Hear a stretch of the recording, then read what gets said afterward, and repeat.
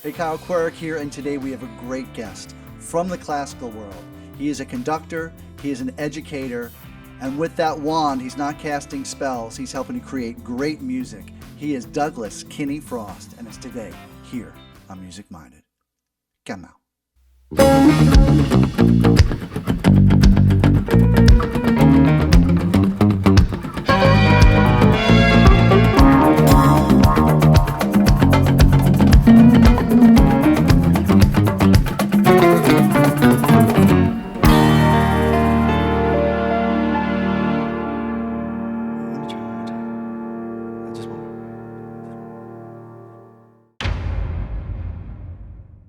DKF, was there a moment, can you take us back to a moment when you discovered music? Maybe not the first time that you heard it, but the first time it really hit you and you thought, this is amazing.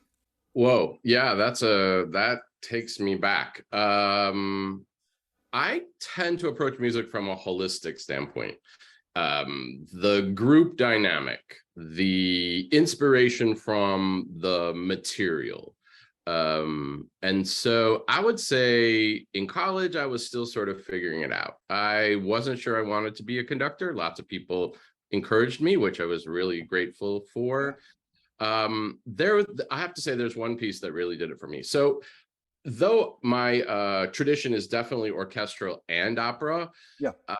I've always enjoyed words. I've always enjoyed the sophistication of interesting writing, communication of ideas. So for me, when a piece can bring together those two elements, basically incredibly inspiring text that is then elevated by equally, if not, better, inspiring music, then I'm in. Then I feel incredibly humbled, incredibly honored, and incredibly inspired. And that piece was a piece by Samuel Barber called Knoxville, summer of 1915. Was there a moment that you decided, I have to do this for the rest of my life? Was there a moment where, the sky just opened up and it said, Douglas, you will do this? For me, it's about team building. Like I thought at one point I was going to be a classical pianist and I was going to, pursue that path. And I like to practice, but not to the extent that those people who pursue their own instrument so dedicatedly. For me, it's the group experience. So it's hard for me to isolate one. And I've done million dollar projects where I've gotten to the end of it and think, well, that was nice. And I've done projects for 5,000 in the middle of nowhere and felt so high about what the team accomplishes. So I don't know that there's one. I think that what inspires me are the little successes. And now that I moved into teaching, that becomes about the student's path. I did not expect my ego to take a back seat when I started teaching full time, but there's no question that it has. I'm humbled by that experience to now be a mentor to so many. You got a little of that taste where it's great to do something yourself and get some acclaim for it, but when you see someone else and that you think that you had anything to do at all with where they are and seeing them kind of right before your eyes blossom, that is a overwhelming experience. It's overwhelming. And I think back to the times light bulbs were turned on for me and the times mentors said, what are you doing? Get it together. Or, right. Wow, you should keep going. I think back to those times and I'm so humbled and grateful for those times. And so when I get to pass that along and maybe give a little more eagle vision to a student who's really focused, yeah. And help them, truly life-changing. But can you tell us your first great gig? And it doesn't mean money. It just means that you were in it. You knew you were in it. You were staying in it. And it was a moment you felt like, I'm really doing this and this is everything that I hope for.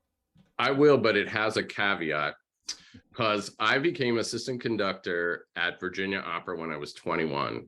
Oh my God. I had no business whatsoever doing that. That's ridiculous. But there was a person there. There were a lot of people who thought I was crazy and I should get back on a plane and go home. But there was one person who I have to credit with giving me the opportunity over and above the potential that I showed. And I'm really grateful for him. His name is Michael Ching, great composer, very, very fine conductor, wonderful musician, and true heart of a guy. I still have the note he wrote to me when I had my first big success, and he kicked my behind. And I had colleagues at the time who were like scratching their heads trying to figure stuff out. But I had a big success with Madame Butterfly. And I mean, I wouldn't qualify it as a big success, but it was far more successful than I'd had up to that point. So A, I should never have been there. And B, I had somebody who really kicked my behind to make sure that I could deliver. And I think about him often because I truly wouldn't have been on this path if it wasn't for him. And now, enough of the rainbows and unicorns. You got to give me a hell gig. So, the first violinist showed up hammered. Something. Hell gig. Oh my gosh. Wow, I should have looked at these questions. Did you send them to me? This is scary. I don't want to throw anybody under the... No names, just a situation, let's say. Usually it comes down to time. Projects can look great on paper. They can look great on a schedule.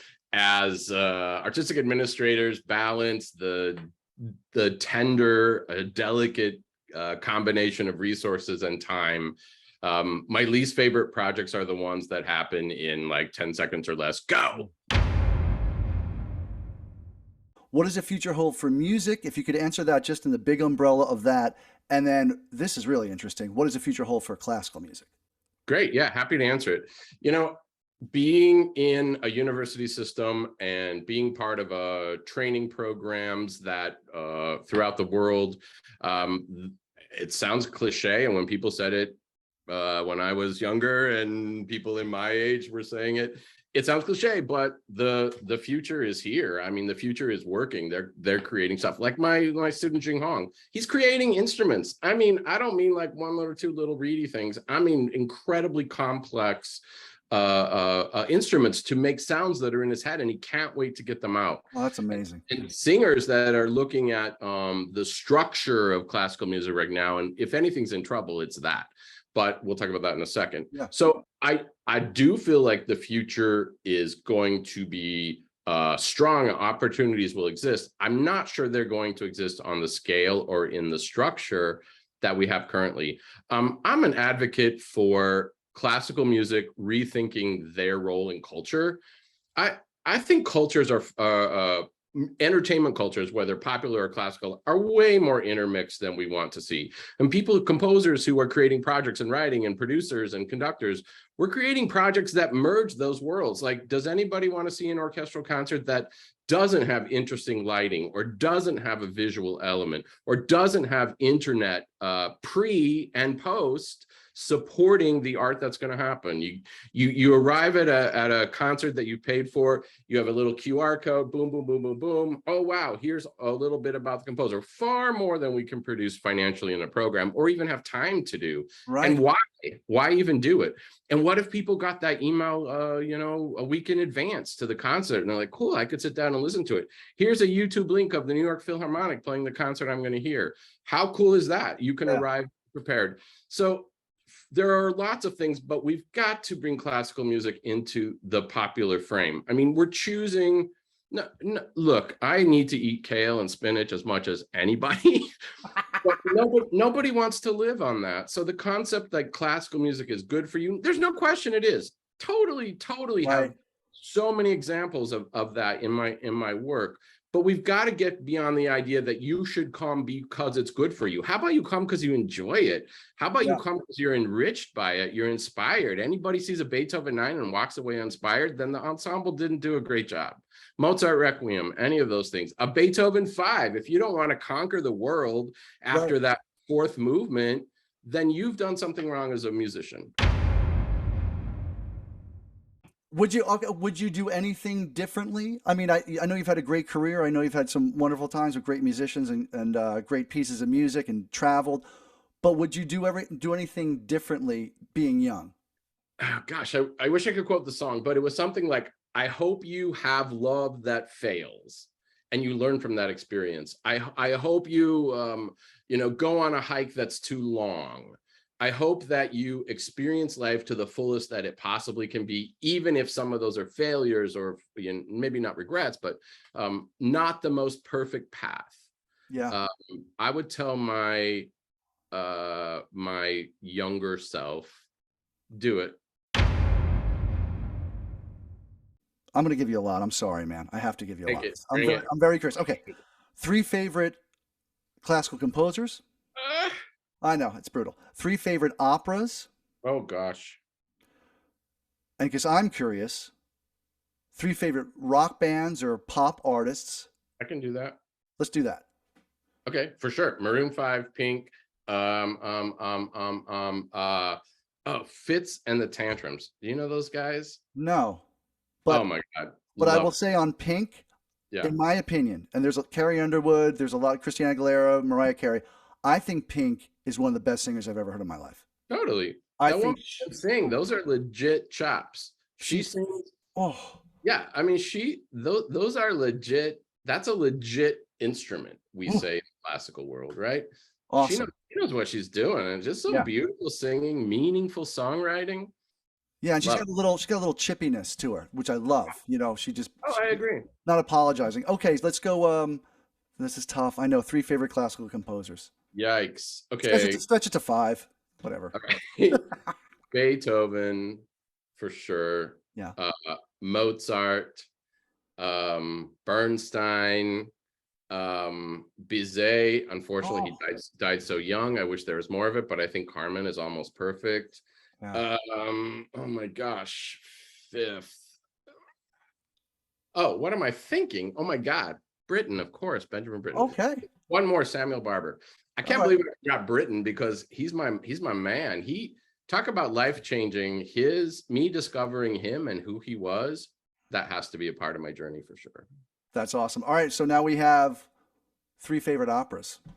Midsummer Night's Dream, Britain. Now I'm all about Britain in my Yeah, head. yeah, yeah. Madam Butterfly, because it was the first thing I really understood, but to this day, Oh, I mean, I could walk in and rehearse it in 10 minutes. I love it so much. yeah. Oh gosh. Let's go with Carmen, honestly. Okay. Marriage of Figaro would be next. Um, again, Those are all great. No doubt. that's what I gotta go with. Food, sports, or travel. Definitely food. Oh, that a boy. Although I thought we could do some sports, but I'm glad you said food. Okay. You're conducting your favorite piece or your favorite opera with the greatest orchestra, and then you're going to go out Friday night, Saturday night, and Sunday. You get 12 hours of sleep a night. That way you can eat and drink whatever you want. Oh But wow. so when you're going out with those special people, and we know this business is all about special people. It just is. Totally. So you're going out and having that intimacy after the gig, and you're going to go to a restaurant. What are the 3 meals that you're having with all those people? Oh my gosh. For sure Mexican, like massive comfort food. Give me that stringy cheese, give me those spices. I'm in heaven. Second, and I honestly, like, I don't want to do a disservice to any food. So these are all equal, Yeah. but Italian next, like pasta's my jam. Like if Boy. I need healing or comfort food, for sure it is a noodle of some kind. Third, Chinese, and as authentic as I can get. What would the dish be? I'm curious on the Chinese. What dish would Okay, you? so there's an awesome restaurant here in Austin, and they make a Szechuan pork belly with jalapenos. So you get that. I mean, jalapeno is not part of Chinese cuisine, but it is in Austin, Texas, right? We'll call it fusion. That's good. Yes, exactly. So super hit of porky goodness. The pork belly just sort of melts in your mouth, and you get that hit of the capsaicin, and then onions, and gosh knows what else is in that sauce. But I can eat it every day, all day long. My guess is you're a spice guy where your forehead blows off. Right? Totally. Yeah. I want to be crying. I want my tongue and my lips to be numb, but I will love the experience for sure. Number 9. Number 9. Have you done something recently? Is there something coming up that we can promote that you can talk about? Just let us into your world a little bit. I think I mentioned this, but when I started teaching here at University of Texas, which was 4 years ago, Wow.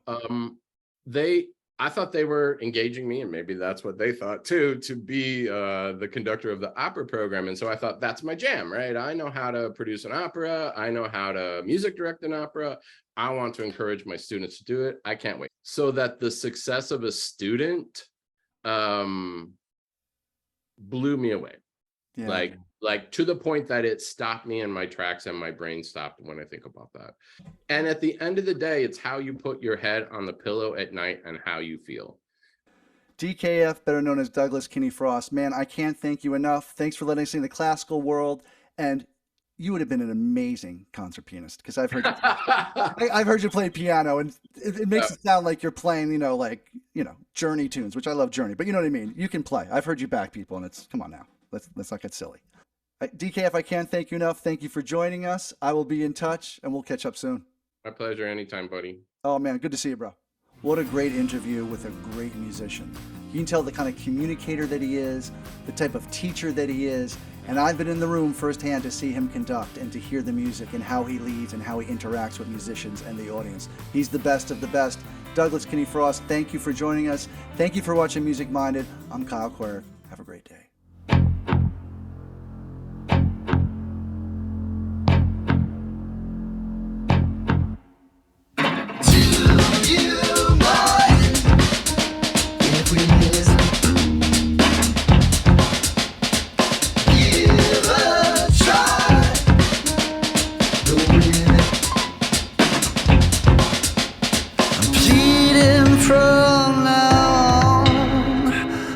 Put some music on, Music Minded.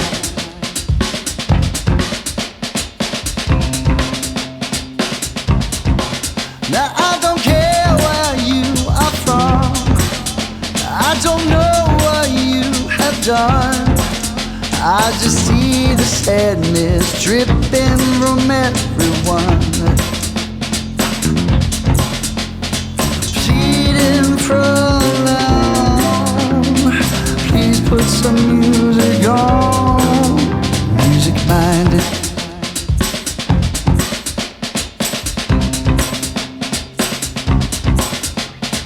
Do you mind if we listen?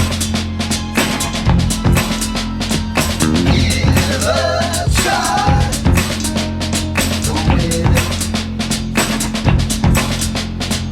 Pleading from now, please put some music on.